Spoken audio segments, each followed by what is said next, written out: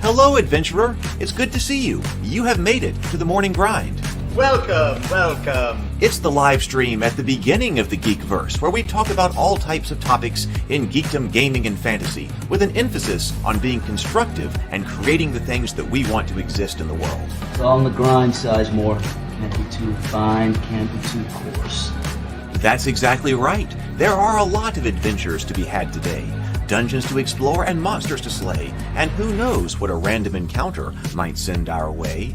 That's why we have to prepare, so settle in now for the morning grind with your favorite beverage in hand. Tea? Or maybe something a little stronger. I've got a few bottles of the old Wynyard left. Whatever you want. Pull up a chair. Dude. If you're feeling fancy, how about a cappuccino? Or a frappuccino? Or how about an espresso? Just tea, thank you. Sounds good to me, Gandalf. Whatever you want.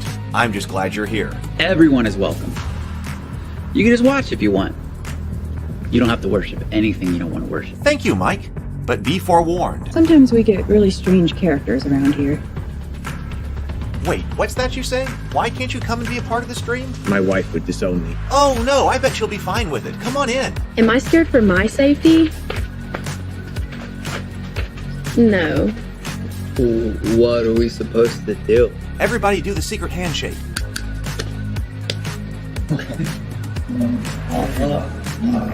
Secret cultist handshake. Oh, now do wizards who love each other. This, my friend, is a science. I still don't have gifts, but it's fine. It's all on the grind, son. Can't be too fine, can't be too coarse. Dude, this would be a sick place to bring the band. Indeed it would be, Dave. It really would. I'm seeing more people coming in. Welcome. Glad to have you here. Oh, look, here's someone new. Is this the cultist meetup? Yes it is. Come to hang out? Please accept me. I have nothing else. Okay, we accept you. Everyone's welcome here. Brought some snacks. Well, that makes things even better. You want some coffee? I don't drink coffee. You sure? It's cultist coffee. What makes it cultist coffee? I'm a cultist and I'm drinking it. Oh. Then I'll have some. What exactly is going on here? I'm seeing more people coming in. Welcome. It's so great to have you. Oh, and look, here comes another stranger. Can we help you? Yes, fellow cultists. I could really use some food. Oh yeah? Welcome. We have donuts. Oh, it's me. I'm glad I'm here. I'm sure you have a few questions for me, though. What's your name? Who do you work for? What god do you worship? Great questions, Rob. I'm Steve King, and I worship Nyarlathotep. No, not really. I'm just Heath, and I won't be worshiping anything this morning. But I will be your host. Welcome to the office. We're going to have a great time. I've got my coffee ready, because now it's time for the morning grind. If you could become a fish, that would be amazing. Then I could command you with my mental fish powers. Hey, I'm here. I was just getting my coffee. I was buzzing it, and the microwave wasn't quite done yet. Whoa! Welcome. I hope that we are just about done with this cold weather here. I was completely not prepared for it, and that was pretty terrible. I did not have this house prepared for having this much cold for this extended period of time. It being this cold for this extended period of time. But it's warming up this week, so one of the things I'm going to do is, I don't know what's going to happen next, but with the weather, so I got to do some prep when it gets warmed up here this week, just in case it gets cold again, because that was way too much productivity lost because it's been so cold. So hopefully you're keeping warm. Hopefully, at least here, it looks like we're on the other side of it. Maybe after this morning, it should warm up today. So what we got here, we're going to be talking about Shadowdark again today. I kind of thought that we were done with our discussion of Shadowdark, and that was because we did our dungeon yesterday, and I think we basically did what we were set out to do, creating a 5-room dungeon for it. But at the very end yesterday, we were kind of panicked in the last few minutes trying to figure out, no, wait a minute, how much XP and how much treasure do we put in that dungeon? And I wanted to talk about that. As I said, I will put out to the Discord server, like, wait a minute. I feel like I'm missing some information in this book about that. I mean, this book is definitely formatted in the way that we have seen several other RPGs formatted. It seems like today, seems like a more modern kind of way to do it, is just kind of throwing it at you like, here's all the stuff. Like, we're just going to get right into telling you what the stuff is. It's not the way I would write a book, which does make, or write an instruction book, which does make it sometimes difficult, I think, to find things. I mean, you could tell as we're going along, there's no index or things like that, too. So it was sometimes difficult to find exactly what I was looking for. And so I wasn't 100% sure that I had all of the information on XP and treasure anyways. We were flipping back and forth. But then I found some other great stuff on the Discord server. So I'm going to talk about that. And I think we can also talk about it from the context of general RPG design as well. So that's going to be our main topic for today. So good morning, James. Good morning. BGD is here. Good morning. Inner Light is here. Good morning. Lynn and Zero the Blade and Robert. Good morning. Let's see. So PH says, hey, all, great morning. This year, my kid changed his schedule at school, so the morning grind starts when I'm giving lunch to him. Then we go to school, and I get to finally talk, but I listen. Well, say hello to your child this morning. Hello from the morning grind. Good morning, Sable. Robert says, halfway through Faraway Bird, my goodness, Byzantine culture is brutal, but at the same time must have been progressive for its time. Great indictment of mob rule. Yes. Okay. It's one thing. Let me go ahead and bring this up over here. We are going to be on Table Talk. Here, let me give you a subscribe link. We're trying to bring people over to the Table Talk channel. And our next topic is on Tuesday night. I haven't made up the thumbnail yet. Tomorrow night, 7:00 Central. We're going to be taking a look at, we're going to be we'll be discussing our read-through of Faraway Bird. I am more than halfway through it. I got to finish it between now and tomorrow night. I think I got it. I'm a little bit further than this because I listened to some of the audiobook last night. Audiobook is also very good. So there's a lot that I want to talk about the culture as well. So over there on Table Talk, Doug is going to be here. Brianna's going to be here. Sable and James Bacon will also be on the panel. And we'll be talking with Doug about his work here. And of course, this is the one that inspired the Heroine's Labyrinth we've talked so much about. And this one is about the Empress Theodora, starting with when she's only 14 years old.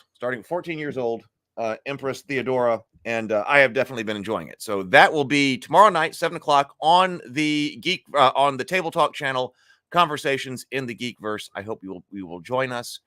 I'm sending out a few things. Like this, I wanted to have, I probably will have everything up for our test of the online gaming coffee shop today. I was working with a few more YouTube videos.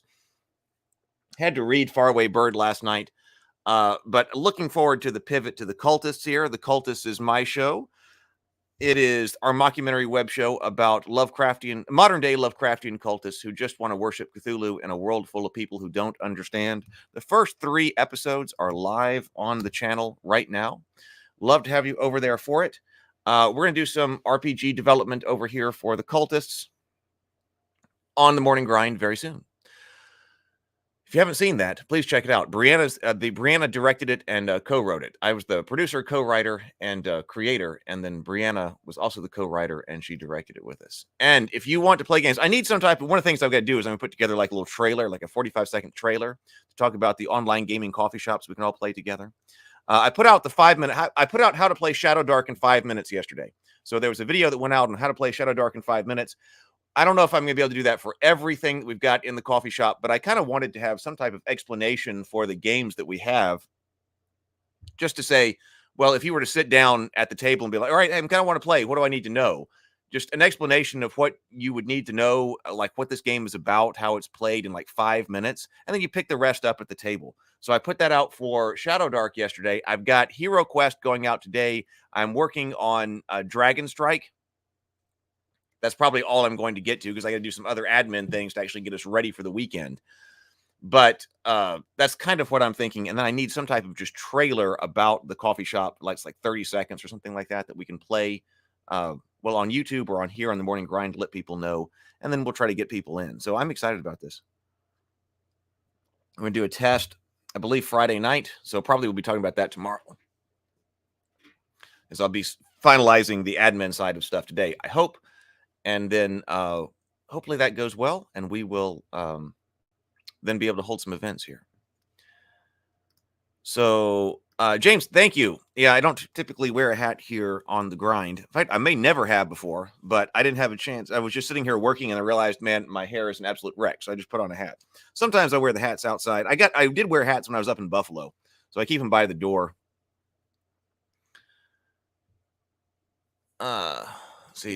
Robert said, or no, Sable says, the combination of libertine Roman morality with Greek politics and burgeoning Christian influence makes it very unique and weird. I want to talk about a lot of that. Ordered an Eldritch Foundry model, going to see if the plastic is better quality than Hero Forge. Oh, interesting. I guess Eldritch Foundry is another service like that. Like a build your own hero.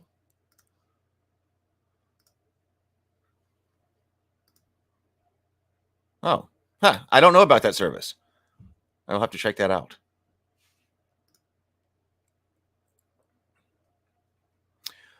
Okay, so I wonder if one day we need to do some like hero building on the with those miniature services on the stream. All right, so anyway, so that is that. Let's do our reading this morning, our sip and breath and reading. Let's see, where is Turning Pro? Let's bring this up. Everybody got your drink ready this morning? Before we get into our discussion of XP and gold in Shadowdark.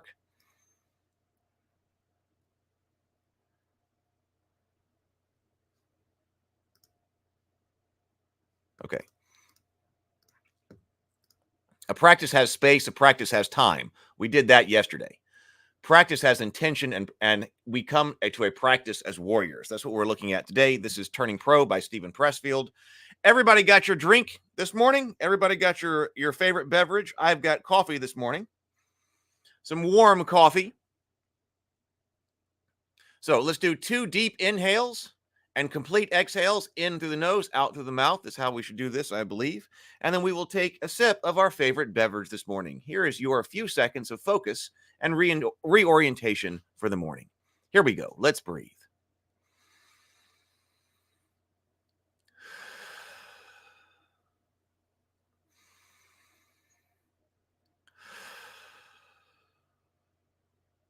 And sip.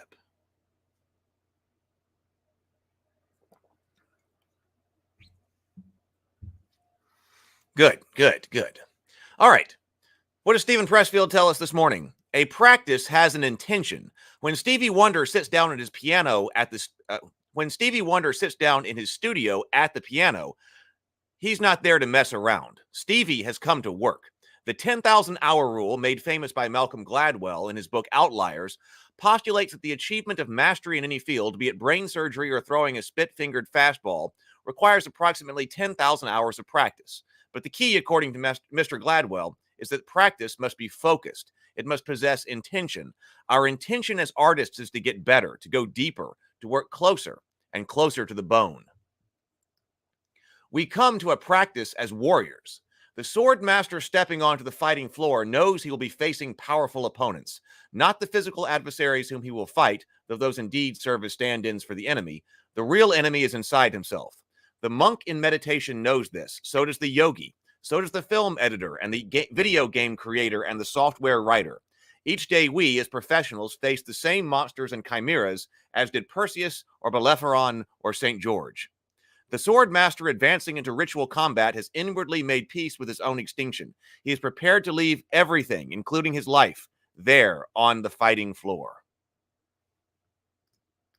Hey, Gene. Welcome. Good to see you. All right. Let's go to our main topic today. And this, I found a thread on this on the Discord server. on the Arcane Library Discord server. And so this is what we're going to take a look at right here. Let me see if I can find this. Okay. So, yeah, I didn't put out I was going to type up a request like for the information like here's like I'm struggling with figuring out how much XP and gold to put in this adventure.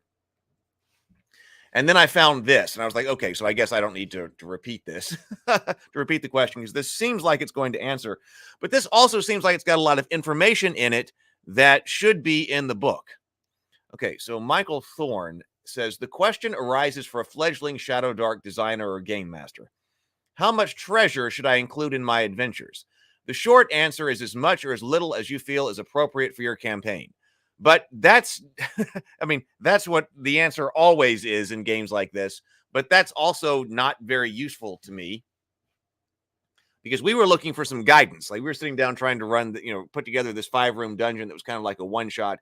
And we said, maybe if it's truly a one-shot, then it doesn't really matter how many XP you've got in there or how much gold you've got in there. It could be anything because you could be done with the whole thing and all the characters as soon as it's complete. But I did want to know, like, if you were continuing, what the characters were expecting. What is that going to be like? And I feel like the game should provide guidance in this. And unfortunately, we found that there were some rather vague terms used, which does occur. That does occur in several places in Shadowdark, and most of the time you can sort of figure it out. But here I really didn't. Like for instance, let's see, 126. So there's still some place in here. I swear I read that you don't have to return the treasure necessarily to a town in order to get the XP from it. And I was even wondering, since we were talking about running this dungeon where predominantly you left all of the grave goods there, or probably were going to do that, are you supposed to not get any XP? Did I design a bad Shadowdark adventure because all of the treasure was left in there? And if it was all about treasure, then it's not according to the rules with the XP.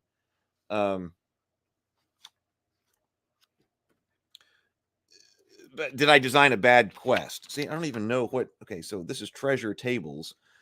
So the information I was looking for is not on that. I thought it was supposed to be. So the organization here. Okay, now see how much gold is under XP. This is what I was looking for. It says per treasure find, each group should gain about 10 GP times their average party level and value. Okay, great, but what is a treasure find? I needed some more additional definition. Is treasure find the hoard at the end of the adventure, or is it each goblin you search, each undead you search, or is a treasure find all the treasure in a single room? There was no guidance here. And especially when like a bag of silver, a poor quality treasure, which does award no XP,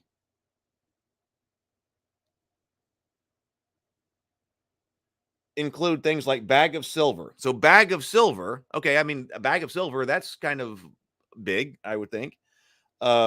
It's not as big as a bag of gold, but I mean, a bag of silver, I'd be happy if I found a bag of silver. A used dagger. Okay, well, a used dagger does sound less interesting to me than a bag of silver, but okay, used dagger. You're probably going to find a lot of used daggers and that equivalent around the dungeon. Knucklebone dice. But if you go up to normal treasure, bag of gold, gem, fine armor, magic scroll, there could be a lot of things like that down in that orc's funerary chamber. So I didn't know how to adjudicate it. I didn't know how to adjudicate this. And especially since treasure and XP are so much the same. And I think that if I were designing a game, I think this is potentially a difficult part of the game to design. It also kind of demonstrates why milestone leveling, I think, is so popular. Because you don't want an XP system. Like, let's say you're going to have a level up system. And level up systems make a lot of things easy. Okay, there are reasons to not use them. There are reasons that people don't like them, but they do make a lot of things easy. Classes and levels make a lot of things easy. Get experience points, go up in levels for your class. Makes a lot of sense. But then you got to know, as the game master, how to distribute those things. Like distribute both gold and experience points. And this needs to be in an easy way. Zombie side, Black Plague, maybe the others as well, but Black Plague is the one that I play a lot. I have played a lot. You go up in experience every time you kill a zombie. Every time you kill one, go up on your character dashboard. I like that. One death, you go up. But the problem with that system, and like I said, I'm a big fan of the game overall, but I constantly have to remind people to get their experience. So the experience points are handed out the moment they're killed, because it's for killing a monster. And if you don't remember what you killed, it's difficult to reconstruct that later, right? But it's commonly forgotten to take an XP every time that you kill a zombie. The most complicated system for awarding XP that I personally know, and that's probably in Rollmaster as well, but MERP, you've got, we could look at that system sometime. I think maybe I did a video when I was reviewing MERP, the Middle-earth role-playing game, about its XP system. That is a lot to track as well. I mean, it gives you XP for everything according to your level and the level of the monster, whether you just dealt it damage, whether you killed it, whether you inflicted a critical, all of that. Very comprehensive system for experience awarding, including for travel. Like Dungeons & Dragons doesn't award XP for just traveling, but MERP will. If you make a journey, you'll get XP for that, depending on the difficulty of the danger that you're walking through and all of that. That's very complicated. The most simple kind of thing is kind of a milestone leveling. I'd like something else, but it's got to be something like I would kind of look for a middle of the road kind of thing if I were doing an RPG. Don't necessarily track it every time, because also if you're in the flow of battle or whatever and you're in the flow of the game, oh, now your XP is this. Oh, no, don't forget to take your XP. I'd rather not be calling that out in the middle of the game. I think it'd be fine to wrap up, or after an encounter, at least at some other time when the danger is over and the heroes are resting anyway. Okay, let's make sure we sort out our XP. But then you have to have some kind of system that after the battle's over, you wouldn't have to have, had a complex tally or something of everything that happened. This could be lighter weight than that. So I don't know. So let's see here. Inner Light says that's mainly because it's a game of rulings rather than rules. You should give almost what is needed to cure the disease caused by the rusty weapons. Yes. Right. And then there's the carousing rules too. Right. So if you have extra treasure, you can carouse and spend your treasure for more XP. So this could have been a bad, you spend money carousing, I guess, to spread your legend far and wide. But then you got to have treasure in order to do that. So if you leave all the treasure with the dead guy, that's no good. So maybe it was a bad Shadowdark. Gene says if Shadowdark is supposed to be old school influenced, then GP for XP is from getting treasure and monsters without necessarily fighting them. Yeah, but see, it's also not that. Okay, it's also not that. Awarding XP 117. Let's also refresh our memory here, because if it were like, oh, XP is gold, XP is also more than that, because it says characters gain XP from the valuable treasures and boons they earn during an adventure. XP rewards don't need to reflect monetary value. Boons or fabled items have intangible worth. So the sources of XP include gold and gems, oaths, secrets, and blessings. How do I adjudicate oaths, secrets, and blessings? Magic items, meaningful trophies and tokens, as well as clever thinking, awarding 1 XP for ingenious actions. So that's all the things that can be the sources of your XP. Gold and gems, oaths, secrets, and blessings, whatever exactly that means. Magic items, meaningful trophies and tokens, and clever thinking. So there we go. Sable says, I like to be old school with my XP. Everyone can earn different amounts. I just keep track of who does what during the session and then have them mark the XP on their character sheets at the end of it. In my opinion, that's part of the DM's job. Gene says, I don't have the Shadowdark rules, but started with D&D and AD&D in 79.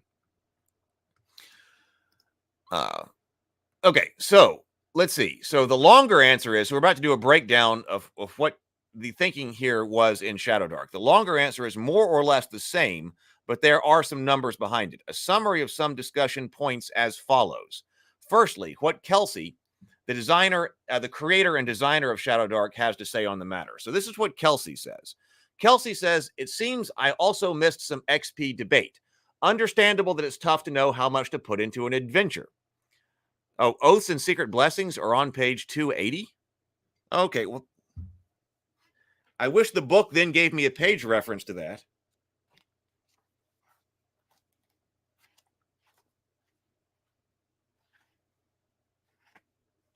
Because I read that XP section several different times. And I didn't know I was supposed to go to this other page. So talking about organization. Okay, so page 280. Thank you, Innerlight. 280 says boons. Boons are non-monetary sources of value or benefit. Oaths are a favor owed by a unicorn, a title granted by a baron, or the promise of safe harbor by a dryad you helped. Secrets include the identity of a murderer, the corrupt bishop's incriminating letters, or the true name of a demon. Blessings include an enchantment from a magical fountain or a dryad's gift of the ability to speak with birds. Blessings can be temporary or permanent. And then it says XP value. A boon's XP value is based on its utility. For example, a favor promised by a member of the Thieves' Guild might be a normal treasure, but a god's blessing would be a legendary treasure. Huh. Okay. This is the first time I realized I was supposed to be giving out XP for that.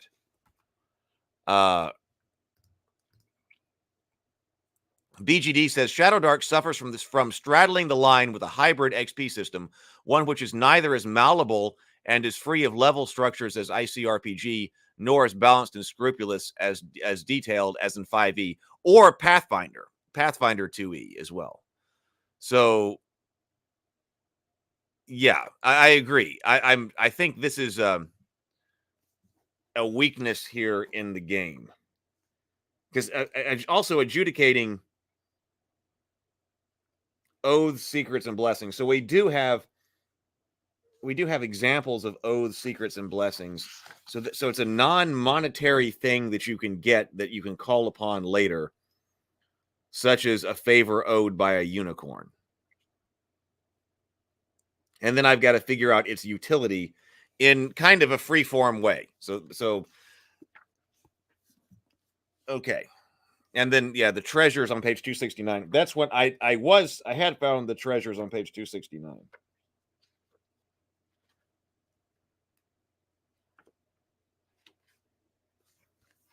Because I think I was looking there. Page 269. Yes, we looked at treasure. We did look at that yesterday. BGD says Shadowdark's mechanic for leveling up is a milestone system masquerading in a truly structured XP system's trappings. Colored Green, I like the name, says, I don't see how it suffers by awarding XP more concisely for treasure. I haven't had an issue with it yet. I don't see how it suffers by adding XP more concisely for treasure. I'm not sure this is what I'm reading has been very concise. Okay, so anyway, so Kelsey says, it seems I also missed the XP debate. Understandable that it's tough to know how much to put into adventure. I'll talk about that in an upcoming video, but generally, about 1/3 of the rooms in a dungeon should be XP bearing. Is that anywhere in the book? Now, that also has a ramification on if we're building a 5-room dungeon. Now, of course, what exactly a room is in a dungeon can be very flexible. People have brought that up in the comments before. But but according to this, 1/3 of the rooms in a dungeon should be XP bearing. That lines up with about how many rooms in a dungeon should have potentially hostile denizens. That's also very interesting information. I didn't know that. Is that in the book someplace? Somebody who is more familiar with the core Shadowdark book than I am. So 1/3 of the rooms in a dungeon should be XP bearing, which lines up with about how many rooms the dungeon should potentially have hostile denizens. That gives you a lot of empty rooms in a dungeon, and I think about that quite a bit. That, like, first of all, if we have all of these dungeons, all of these rooms in the dungeon, like you draw out this really cool dungeon map, you're drawing it all out. You want to stock that with monsters, and you can stock that with a tremendous number of monsters. In every room, there's goblins in this room, skeletons in that room. Everything is fighting, which may overwhelm your party, and also, especially if there's not some really structured way of adding in encounters like there is in Pathfinder 2nd Edition. But also, it's just fight after fight after fight after fight after fight, and sometimes that becomes meaningless. Or I found in D&D that often becomes meaningless. So I prefer a smaller number of encounters that are more meaningful. And I think our 5-room dungeon experiment did that. I think we did that. But on the other hand, another thing is to say that we just have a bunch of empty rooms. We've got a large dungeon here, tons of rooms, and only about 1/3 of them are going to have potentially hostile denizens in them, which also has the heroes moving through a whole bunch of empty space, which can take time. And we cleared out. We didn't have empty space in our dungeon we designed over the past several days when we were doing the Shadowdark 5-room dungeon. Every time you move into a new area, like, we didn't spend a lot of time going through, all right, now here's this right here, and it's empty. Here's the description of this room that you can look in, and there's this in it, and it's empty. And then you over here, and you want to go left or right. Okay, you went into an empty room to the left. Okay, to the right, that one's empty. We skip all that. Every time you move someplace, there's something to do. So that's interesting to me.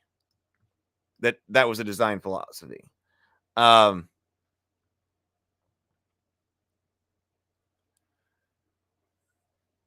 good morning, Andrew. Good morning. Yeah, BGD says it suffers by leaving someone like Heath today in exactly the predicament that he finds himself in. Yeah, that was the issue. And we were closing. We went a bit long yesterday anyway, but I did want to address. I did want to be able to do this. I was like, because that's an important part of the game. Based on the random dungeon creation system, that sounds about average. That's more of a game designer's perspective, which the core Shadow book isn't about. Well, but I feel like if we're designing an XP system, I needed to know that when I was trying to design my dungeon. This is the kind of thing she talks about in her design live streams. BGD says that rule of thumb is cribbed directly from old school D&D. Empty rooms are important old school dungeon style crawls of play. Yes, so I understand and have heard. Daniel says for a one-shot, 2/3 of the room should offer an encounter of some sort. Puzzles, exciting features, or combat. She's listing the adventures that she designed on stream with the backers. So Innerlight says, in the random dungeon room content table, 7 of 10 indicate a hazard or some type, which could include XP and or treasure. One of the entries is a treasure without a hazard. So 7, this is the random dungeon generation with the book, 7 of the 10 indicate a hazard of some type, which could include XP or treasure. 1 is a treasure without a reward. So, the empty rooms are where to put clues, non-hostile encounters, or a place to camp out, right?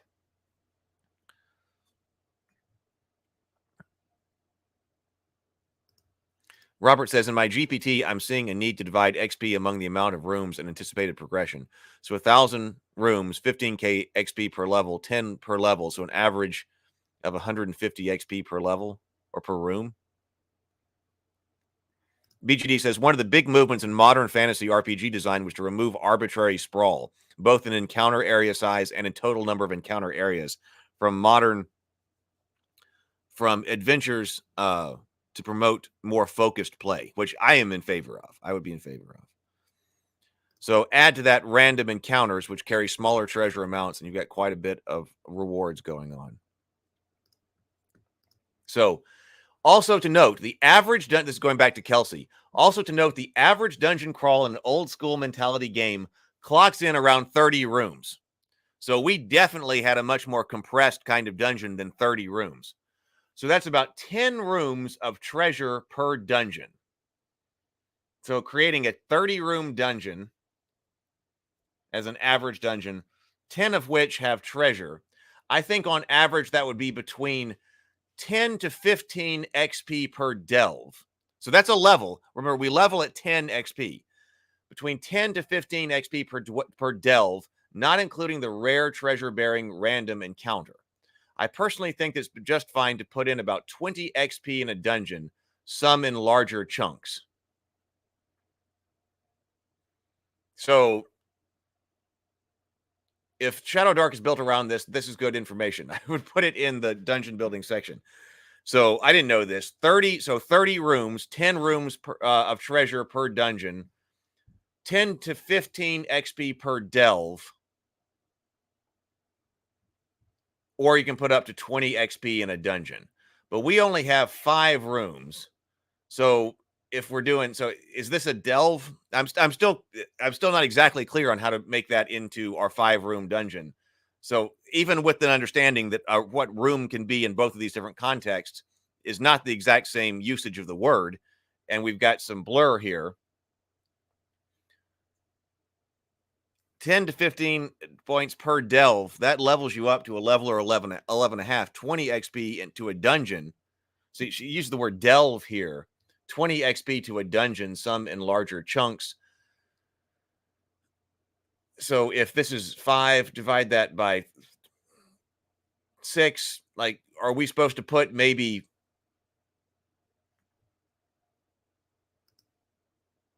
I don't know. I say that's 20. Are we supposed to put like 3 XP? Maybe our 5-room dungeon could get us 3 or 4 XP. Does that sound remote? Does that sound right? Does that sound good? I'm not sure, but maybe. Sable says the idea is also to give the players more treasure than they could possibly carry back out, so they're forced to choose what they think is most valuable of what they find. Colored Green says, I think shrinking dungeons into smaller spaces like you see in 5-room dungeon design defeats the core fantasy of dungeon crawls.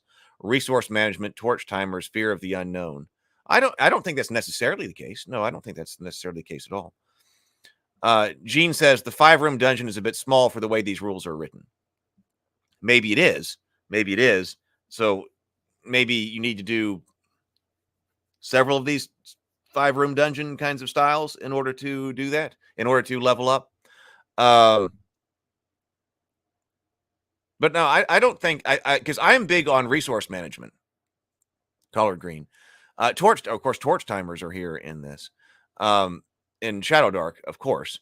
But I think you can certainly capture resource management in a smaller area. It just means that everything has to be significant. I think you're compressing and compacting the experience that you get into the game rather than drawing it out. BGD says, is any of this information printed and presented explicitly in some GM section in the core book? No, I don't think so. Not that I ever found. Smaller does tend to railroad, but that's sort of the intent. Oh, Color Green says, the delve distinction is assuming a dungeon is large and dangerous enough to warrant multiple visits and angles of attack. That would be my assumption as well. So if you're getting 10 to 15 XP per delve, you may be delving into the dungeon more than once. And she's thinking, so then about 20 XP per total into a dungeon. So you get like 2 levels out of a dungeon. And every time you're delving, you're coming up with another level, right? So, but I want to draw that out. This is 10 to 15 XP per delve, 20 XP per dungeon. So if our 5-room dungeon can be delved in 10 to 15, it can be delved in, or can be completed in 1 delve, then maybe by that argument, the 5-room dungeon that we created should have between 10 and 15, like using that kind of discussion. So 3 5-room dungeons to level up. Maybe that's using the smaller number of XP. That sounds about right. Gene says, I'd say 5 rooms could be a small complex with a larger dungeon. The rules seem to imply mega dungeon type delving. And of course, the 5-room dungeon format can be used to chain together and to create much larger dungeons for individual delves. You could completely do it that way. That's why the terminology is a bit flexible here, or it's definitely flexible here.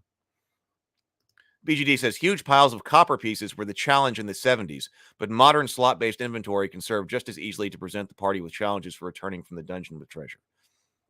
Well, and that's why that's why it is important, like in Shadowdark, that a slot is 100 coins. So it will matter whether you find 50 gold coins or 500 silver coins or 5,000 copper coins. That will matter, right? And you can't, they're not just instantly convertible. So she says, I don't assign XP values to treasure quantities in my adventures because a very high level or low level group might treat those values slightly differently. 20 gold coins is nothing to an 8th level character who happens to stumble into the Lost Citadel. So I don't assign XP values to treasure quantities in my adventures, she says. An analysis was conducted on the following adventures by Kelsey to determine how much treasure and XP are included in them to discern any type of pattern or conclusions which could be drawn. Note, as stated above, Kelsey does not include XP values in her adventures. The values listed are one GM's interpretation of the adventure material. More on that later. So the Lost Citadel of the Scarlet Minotaur is level 1 to 3, contains 27 rooms, 1,220 GP for 25 XP. The Hideous Halls of Mugdalbulb, level 1, 33 rooms, 1,139 GP, 24 XP. The Wavestone Monolith, level 3, 9 rooms. This is a smaller one, 9 rooms, 330 GP, and 8 XP. 9 rooms right here. So these are small. 5 rooms actually. So this one down here, but the Hidden Leprechaun Hollow, level 3, 9 rooms, 250 GP for about 12 XP. The Concealed Abbey of the Dragonfly Horde, level 3, that is explicitly 5 rooms using that nomenclature, 500 GP and 8 XP. So depending on our interpretation here, we do get different numbers. So that could be 5 rooms that get us. I'd be interested to know what that one is. The Concealed Abbey of the Dragonfly Horde. Wait, did I watch her create that one?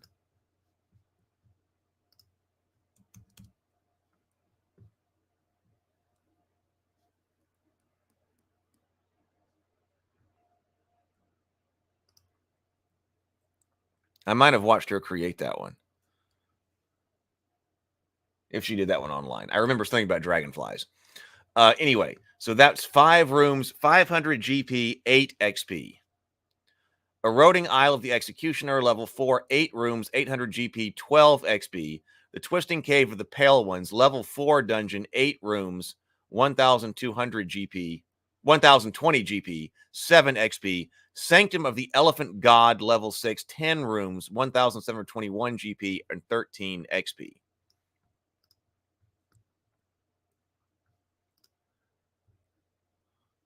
Inner Light says Shadowdark maps on page 130. Small dungeons are 5 rooms. Medium dungeons are 8 rooms. Large dungeons are 12 rooms. So 130.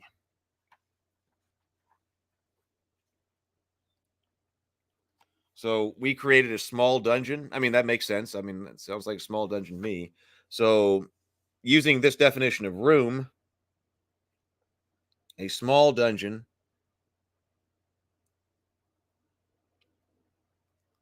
Yeah. Okay. Using the D10 generator, you roll 5 D10s for that small dungeon. So 5 D10s, and then room type.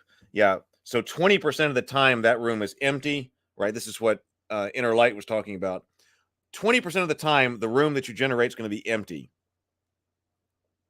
So you should experience one of those be empty. 10% of the time, it has a trap. 4% of the time, a minor hazard. Excuse me, not 4%. 10% of the time. On the roll of a 4, it has a minor hazard. On a roll of a 5, solo monster. 6 NPC. 7 monster mob. 8 major hazard. 9 treasure. 10 boss monster. So that's 20% empty. But NPC, I guess that could be hostile or non-hostile. And then a 10% chance of just having treasure without some kind of monster.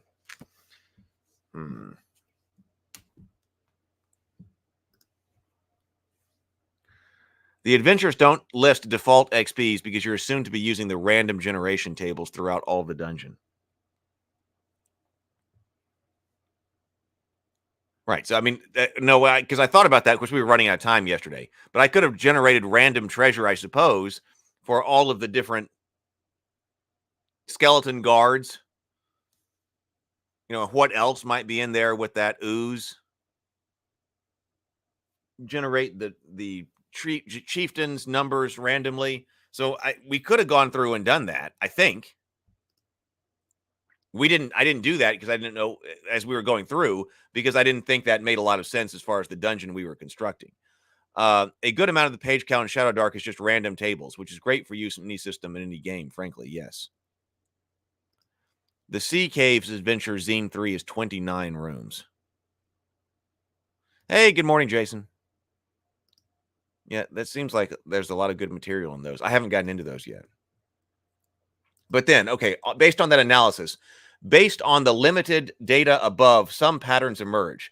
There's a rough correlation of 1 XP per room on average in any given adventure. So by that, maybe we should be giving about 5 XP out. This should not be interpreted literally to include 1 XP in every room in your dungeon. As Kelsey states above, 2/3 of the room should be absent of XP, but the average dungeon should contain roughly an amount of XP equal to its number of rooms. A 10-room dungeon should contain 10 XP total, for example, distributed as appropriate to the challenges and rewards. Following Kelsey's ratio, a more appropriate baseline might be 2 XP for every 3 rooms in the dungeon, which I think is what we were kind of looking at. Yeah. So that based on Kelsey's ratio, a more appropriate. That's why we calculated that how many should be in our 10-room dungeon or 5-room dungeon. By that, maybe 3 XP for every 3 rooms in the dungeon. For example, a 30-room dungeon should contain 20 XP total. This leads to a further discussion on how to interpret and award XP. So Michael says, reference page 117, the Shadowdark RPG. I still feel like this should have been much more clearly laid out in the book. Because we get to a point, I mean, the killing things, all right, we got that. We're doing that in an old school way. But the encounter design, XP, and treasure needed some additional thought. And that does not mean it has to be as mathematical as, say, Pathfinder 2 to me. It could be, but it does not have to be that. I need a much more elegant system. We need a really good, elegant system, I think, that is not, kill by kill, but also is not like milestone. We need something in between, something that makes sense. I understand why players sometimes don't like milestone. I don't mind it because, hey, if I'm appropriate to the level of what you're trying to play, then let's just play. I don't have a problem with low-level play. But I know that some players will want to know, what do I need to do in order to advance my character? But anyway, Michael says, reference page 117 in Shadowdark RPG, awarding XP. This page defines examples of sources of XP, how much gold PCs of various levels should find, and defines 4 levels of treasure quality. Stay tuned for heretical 5th quality level. An important term mentioned here is treasure find. Okay, right, but that's not articulated. But here it says this is an individual placement of treasure in the dungeon. The book needed to say that. The value of this find should be around 10 GP times their average party level and value. See, we could add that into, we need to add in some treasure finds. But we got all the grave goods down there in our dungeon. See also the example of treasure tables on page 270 to 277. Based on the value of the treasure find, the GM assigns a corresponding XP value for it. This is typically one of the 4 quality values, 0, 1, 3, or 10. It's helpful to understand that this value is not based on the value of an individual item, but the value of the treasure find as a whole, though. But a treasure find may be a single item. This is all subject to the interpretation of the individual GM. But we need some additional guidance, I think. Colored Green says, the dungeon generator in Shadowdark is probably my least favorite part of the book, simply because it doesn't account for the larger dungeon levels like you see in Kelsey's work. You have to kludge it. Sable says, to clarify, what I garnered from Shadowdark is that you're largely intended to be rolling up random encounters, treasures, etc.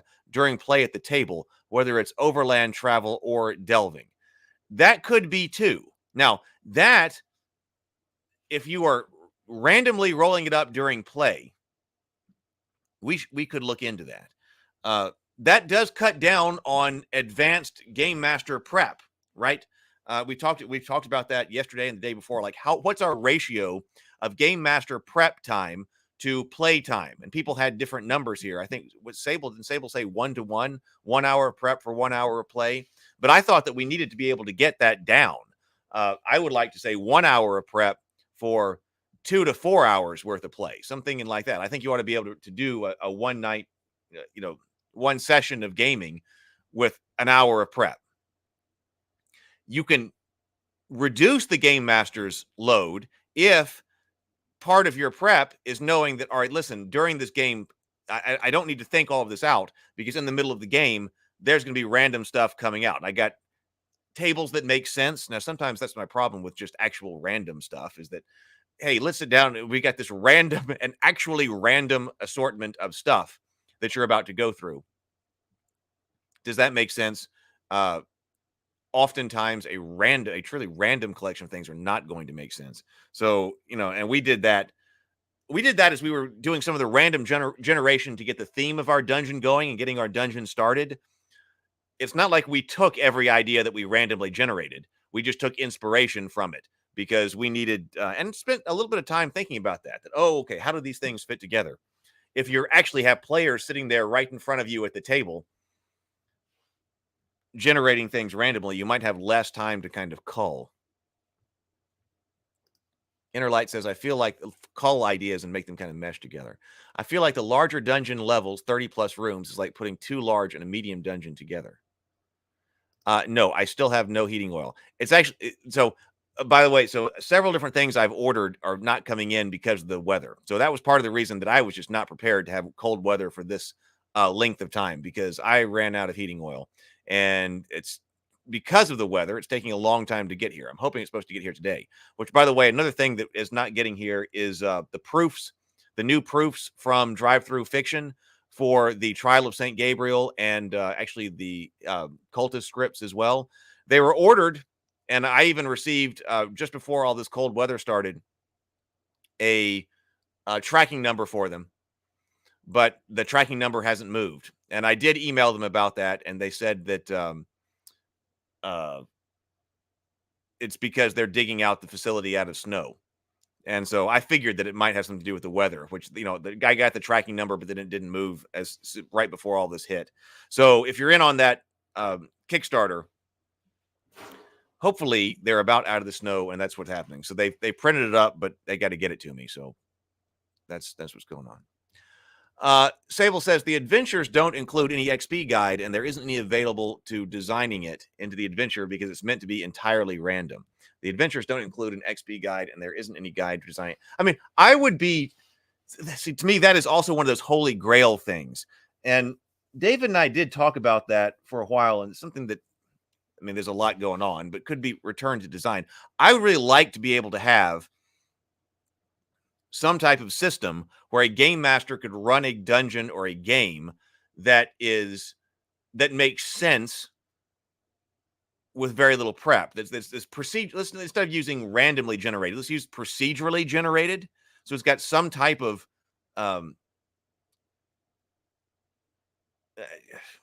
structure to it. Because we looked at dungeon structures. You say, hey, let's just have this random dungeon. If we had structure to a dungeon, then we also had thematic elements. There's got to be some way to put that together. There's got to be some way to put that together that it can be done on the fly, but isn't entirely random and with little prep. Yeah. BG says, what do you consider big obstacles to milestone leveling? A milestone mechanic grants the players incredible freeform and opens a dialogue with the GM. Two things that are supposed to happen in RPGs. I don't have, personally, I don't have a problem with milestone leveling, because if you get out of this dungeon, this was the one that we just designed, that was the first level dungeon, then okay, be level 2. I think that the major problem that a lot of players have with it is that it feels arbitrary, especially if your enjoyment of the game is specifically controlling things, controlling your character. That part of controlling your character might be knowing what I have to do in order to level up. That's a more game type of approach to it. And if this is just like the players who I see that have a problem with that are like, oh man, I'm not in control of my own advancement anymore. If I know what I need to go and do in order to advance this character and get me to level 2, I'm going to go do that. Suddenly, I don't know. It's two different styles of gameplay.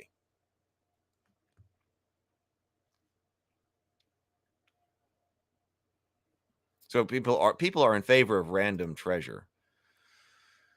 John and James are. Inner Light says, I use milestone leveling in Savages and Sorcery. Basically, it occurs whenever the players face a difficult foe or get through some other difficult experience or have some other experience that produces a high emotional response from the players.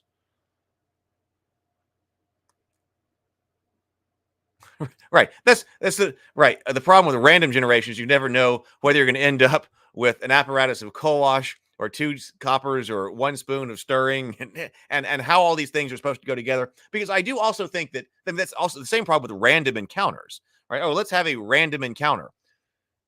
Probably that you don't really want a random encounter. That you want some type of encounter that makes sense. And what's the purpose of a random encounter anyway? Like, that's going off of our topic right here, but we talked about that a little bit. What's the purpose of a random encounter in the game? And that's what and so you want that encounter to be serving that purpose. And sometimes it's been pointed out that if you do really random encounters, you're like, oh, what did I roll? Okay, we got to this. Sometimes it can be so far out there that the players start to think it's significant. Oh, this must not be a random encounter. There is a whatever, but in this completely other place where it shouldn't be. This must be significant. This must be part of the plot. No, it was just a random encounter. Move on. That we need it all work together. But, okay, the reward is different. So Sable Phoenix says, but this is harkening back to the simulacious nature of 70s D&D, where it's not guaranteed that your efforts are going to yield a commiserate reward. That's not the side that I'm arguing on. Because, yes, okay, maybe you go to great effort and you don't get the reward, but does everything in this place actually make some type of coherent sense? Like, does it make sense for an apparatus of co-wash to be sitting wherever it is if you're rolling them randomly? You can do that by theming a whole bunch of tables, which a game designer could do and give that to you to use, but we need a system for using that. BGD says, personally, after trying every leveling mechanic under the sun over the past 46 years, I'll never eschew milestone in favor of bean counting XP systems if I can avoid them. Tax season comes once a year.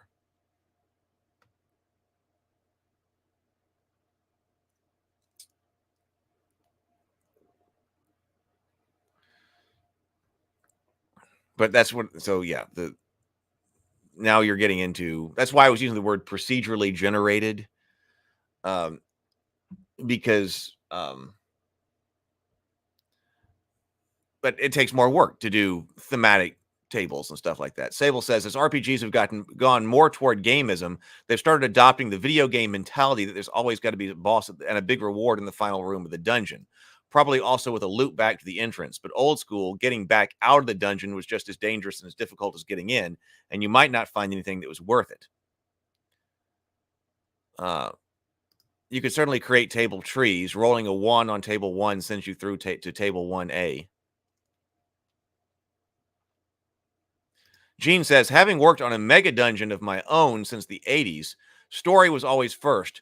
Why it was here, who lived there, and then XP and treasure came after the players explored. This seems like design from the bottom up rather than top down.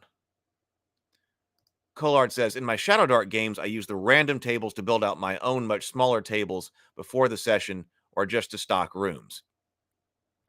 Right. And I've seen that as a critique here, some of the different tables, whether or not they make sense.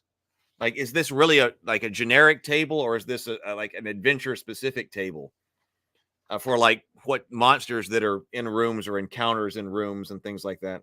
So we'll just have to see. I mean, I personally, I want to do it with a deck of cards. It feels like I should be able to do this with a deck of cards. Oh, thank you, Mike. Yeah, I realized I was just completely did not have time to brush my hair this morning. And plus, it's still cold in here. So went with hat this morning.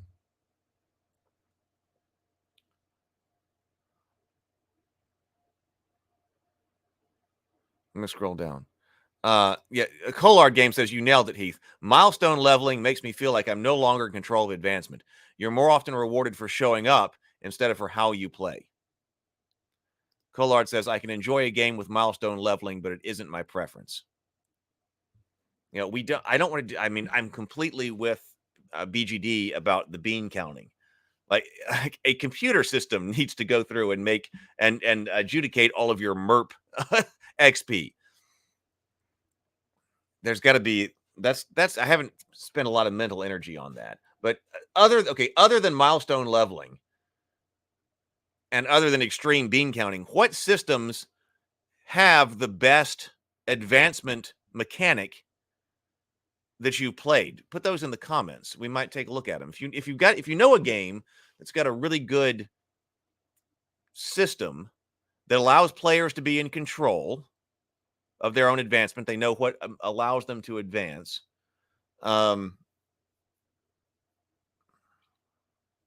Now, of course, downtime skills do that. You know, now if you're just talking about like, okay, if I want to become more skilled at something, I'm going to have to practice it in the downtime. Then, you know, a certain amount of time plus a certain amount of gold will increase this particular skill from this level to this. That doesn't happen in the middle of a dungeon. So you could do it by saying, well, you're not going to level up. You're in the middle of a dungeon. You're going to, if you want to be better at X skill, you're going to have to actually train for it outside of the dungeon. That makes downtime more useful. Actually, I'm thinking that Call of Cthulhu. Now, Call of Cthulhu has this on a per skill basis. I wonder if there's something we could do. Like, you need to be able to use it.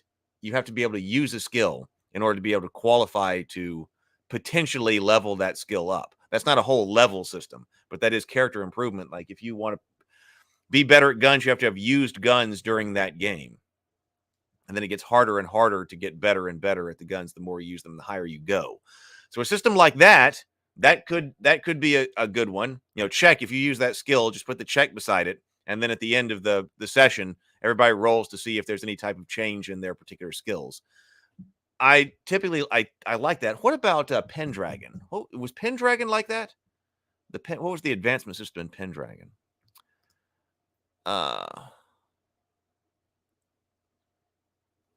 John says, I like I like a random encounter or two because it helps establish the depth of the world and presents unexpected challenges. I like tables for that reason. Right. But I wouldn't put something on the table that's so random and unrelated to the plot that disrupts the game. So what's the purpose of having those random encounters? And then how do you prep the tables? Some people go to a lot of work for that. Because that itself can be a lot of work.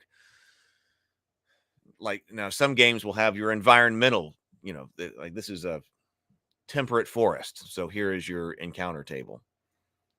You got to have those tables, those particular tables handy, though. So it's also, especially if you're talking about physical books, it's also not the case that, hey, just because there is a, you know, whatever temperate forest along 20 miles from coastline or whatever it is, table somewhere in a book, that doesn't mean you necessarily have quick access to it. So whatever you've got, I mean, that's another thing. Well, hey, let's go to all the trouble first to make up all the possible random encounter tables and treasure tables and all of that. But then you also have to have them handy at the game. I'm also big on how's the game play. We may not have time to find that. There's only a limited amount of stuff the game master can have at their fingertips anyway. Oh, the specific role on a table flowing through other specific tables is how you'd handle manually procedural generation. I was unclear in my original content. Oh, that was about the procedural generation.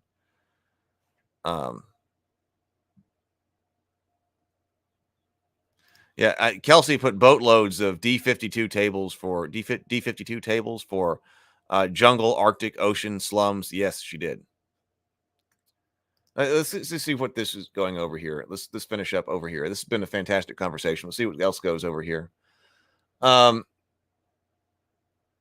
Okay, it's helpful to understand, going back to where we were, it's helpful to understand this value is not based on the value of an individual item, but the value of the treasure find as a whole, although a treasure find may be a single item.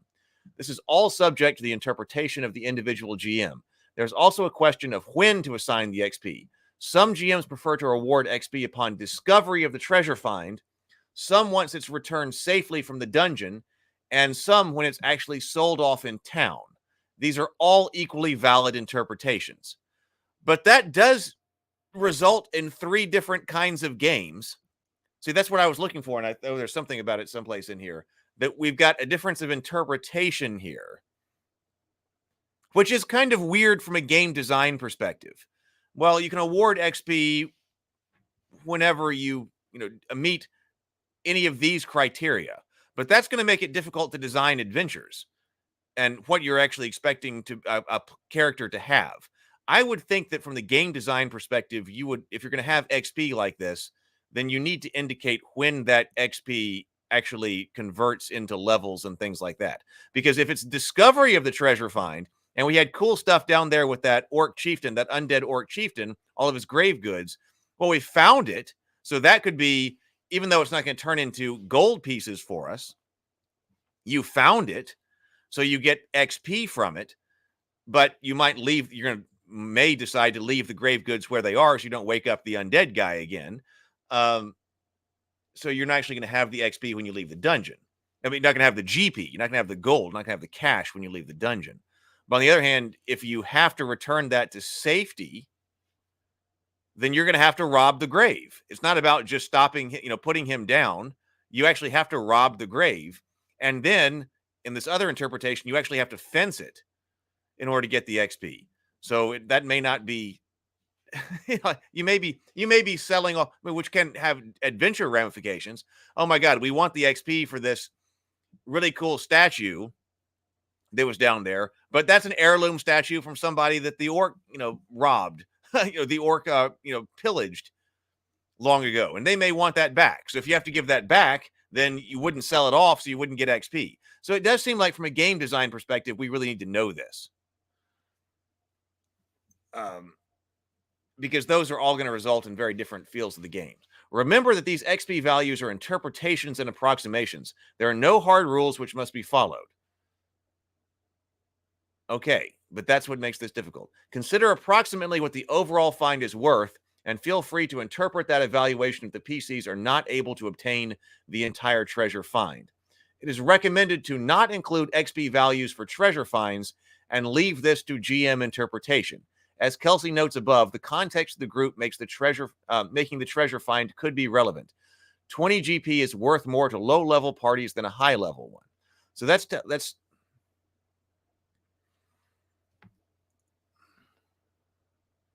this is also an interesting game design choice as well, because you level up at 10 XP every level. You're going to 10 XP every level. Then you go back down to 0 when you level, which means that we've got to make, if we're talking about gold finds and treasure finds here, we're going to scale the XP awarded to the party level.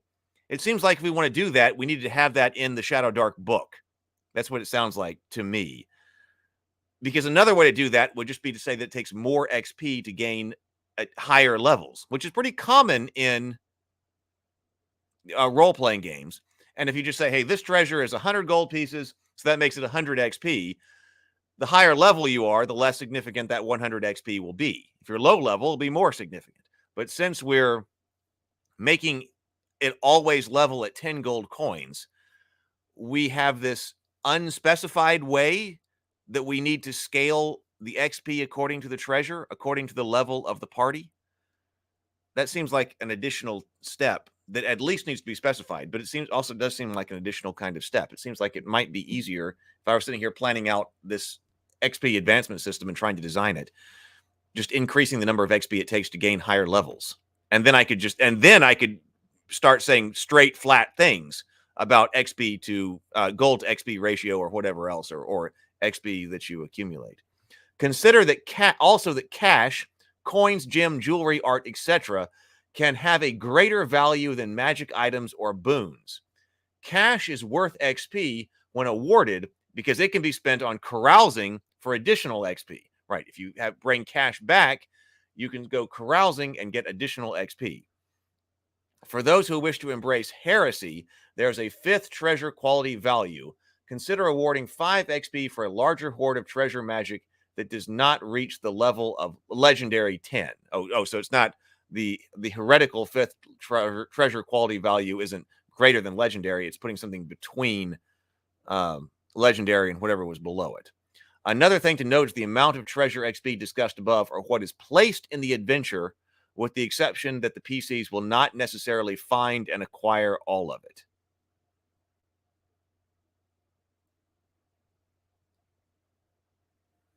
So this is a loose system. BGD, and I want to make sure we think about that when we return to Fated Edge. I want to be sure that we lock this down in an easy way.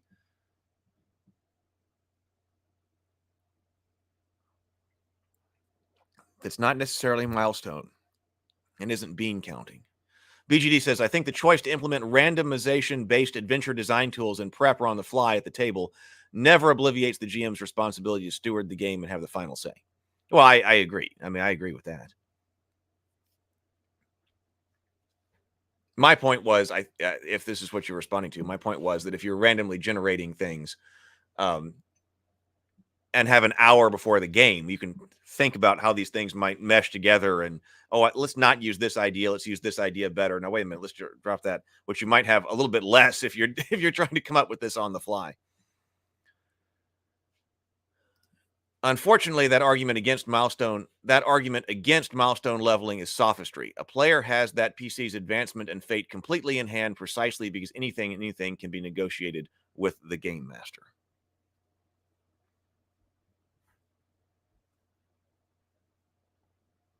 Milestone always lets the table decide together what would be cool and what feels right. It promotes the emergence of a fully collaborative game narrative.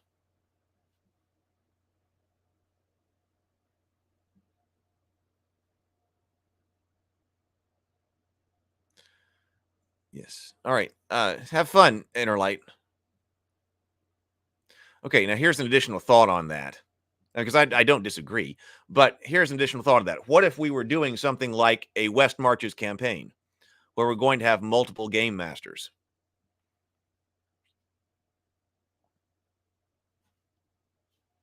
Can you do it that way? Having something more concrete would definitely would allow more consistency across game masters.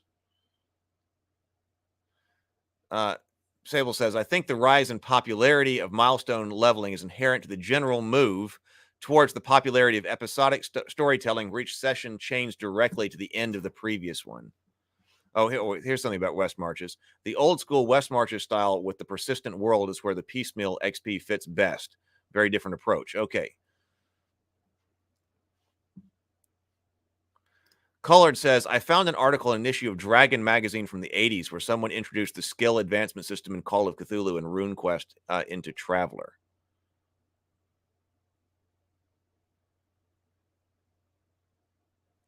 BGD says, designing adventure content with explicit consideration of the expected XP advancement over the course of the quest is an unfortunate mark of the Hasbro product on the RPG hobby from 5e back to Gygax. The modern RPG game space has evolved to encompass other better ways of presenting entertaining content and leveling up continuing player characters.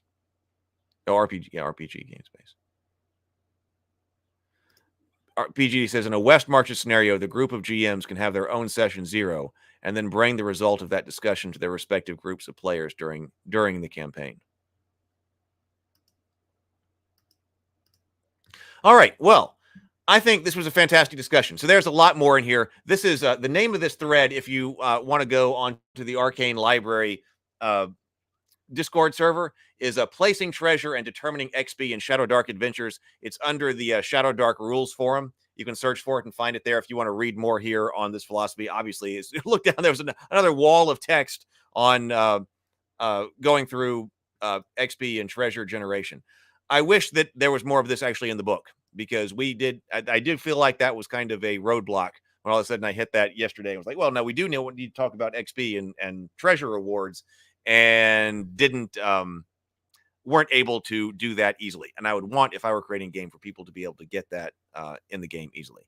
Thank you, BGD. And of course, this was a fantastic conversation with everybody. Everybody's comments are always a huge part of this, and which is why we do these discussions live, because it's a back and forth thing. Lots of great information in the comments, and you were a fantastic part of that today. BGD, as always, please do like, subscribe. Yes, thank you. If you are new here, would love to have you. I'm here basically every morning at 9:30 a.m. Central Time. I would love to have you join us. Please do like the stream, get it out to more people, and subscribe. I will see you, hopefully, everybody, tomorrow. And until then, everybody, go forth, be creative, be constructive, and grind on. Later, everybody.